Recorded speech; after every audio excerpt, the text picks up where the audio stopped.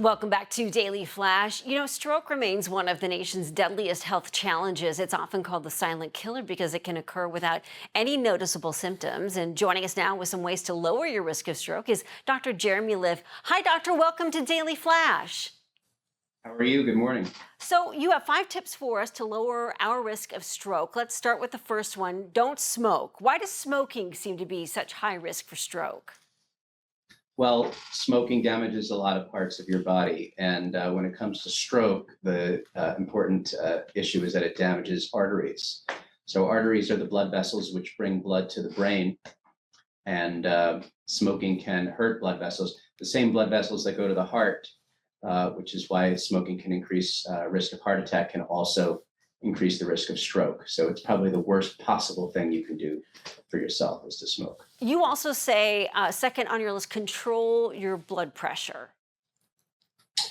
Yeah, so similar to smoking, blood pressure can, high blood pressure that's not controlled can cause a lot of problems.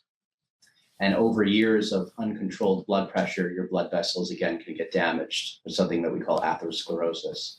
And just again, in the same way that it increases your risk of heart attack, if you damage the blood vessels that are carrying blood to your brain, you are at higher risk for stroke. Something that we hear a lot of lately when it comes to diet, avoid sugar. Seed oils is another big one in processed foods. Yeah, sugar leading to diabetes, leading to insulin resistance is probably third on my list of the things that can lead to long-term and majorly damage of the arteries, which carry again blood to all of your organs. You hear about people who have diabetes, who have problems with with their fingers, with their eyes, but also the small blood vessels that go to very important parts of your brain get damaged. Seed oils, we're starting to recognize seed oil and vegetable oil, frying them, cooking them at very high heat leads to metabolic dysfunction, leads to liver dysfunction. And the liver is the target of the insulin. And so when the liver gets sick, it can't use that insulin as effectively. The whole process resumes with metabolic dysfunction, diabetes, and you get a lot of issues, especially with the blood vessels. Amazing how all of it kind of feeds into each other. Stay active, exercise, even if it's just walking. I say that because I see so many patients that are totally inactive. So if you could run 5 miles a day, that'd be great. But don't go from 0 to 1,000 because you'll fail. So what Yes. I say is just start walking and then eventually start jogging. But if you can walk and just get out there, get your heart rate up a little bit, get your muscles moving, get the blood pumping, that's step one. Don't try to do it all in a day.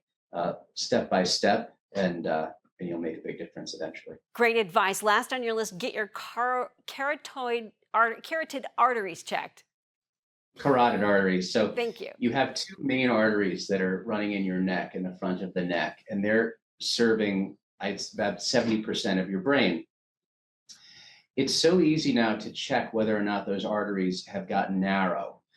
You see the picture on the screen, using just an ultrasound with some jelly. It takes like 5 or 10 minutes, totally non-invasive.